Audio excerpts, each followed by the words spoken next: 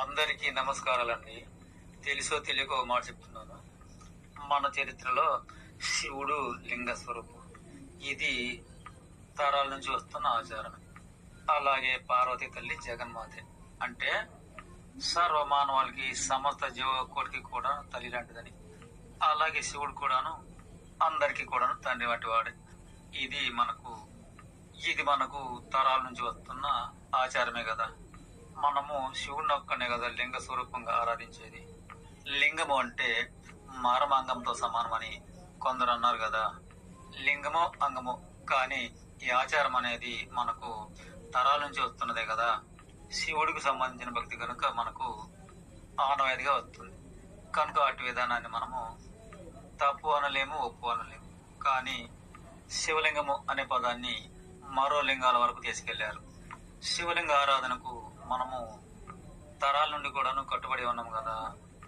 అది అలా ఉంచి ఇంకను వేరే లింగాలను సృష్టింపజేశారు. రామలింగమట, ముత్తిలింగమట.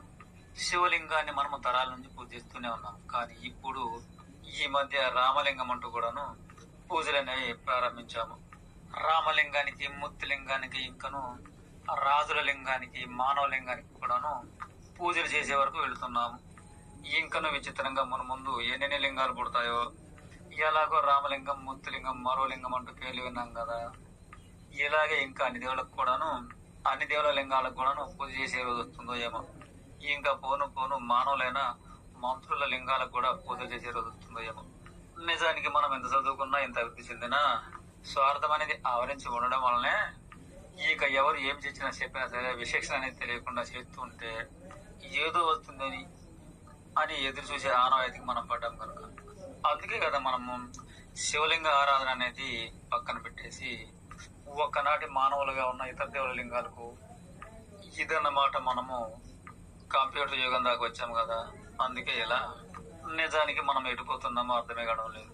కానీ చివరిగా ఒక మాట, ఒక శివుడే లింగ స్వరూపుడని మనకు వందల తరాల నుంచి ఆరాధన చేసుకుంటూ వస్తున్నాం కదా. కనుక శివలింగాన్ని ఆరాధించడం తప్ప కానీ వేరే పేర్లకు తగిలించిన లింగాలకు పూజలు చేయటకు ముందుకు వస్తున్నామంటే ఇక మేము ఇష్టం. అయితే ఇది ఎవరి మీద వ్యతిరేకం కాదు. ఇందులో ఏమైనా తప్పు అనిపిస్తే మరీ క్షమించండి.